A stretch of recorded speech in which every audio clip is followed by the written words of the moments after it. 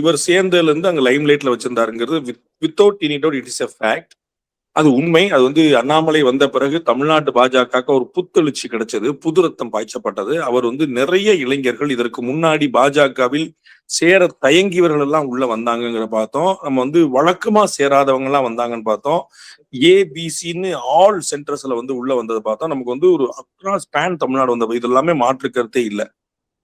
ஆனா நீங்க ரிசல்ட்டா நீங்க பாத்தீங்க, தேர்தல் முடிவுகளா பாத்தீங்க அப்படின்னா 2024 மக்களவை தேர்தல் அவருடைய விருப்பத்தின் பேரில் தனியாக சந்திக்கப்பட்ட தேர்தல் பாஜக.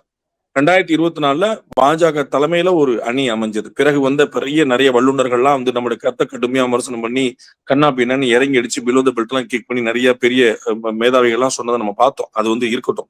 ஆனா நம்ம புரிந்துக்க வேண்டியது என்னன்னா 2024 பாஜக பெற்ற அதே வாக்கு சதவீதம், இன்னும் சொல்ல போனா 6% கூட 2014 பெற்றப்பட்டிருந்ததுங்கிறத பார்க்கணும். அதைத்தான் நம்ம சொன்னதுக்காக நம்ம நிறைய பேர் கோச்சுட்டாங்க.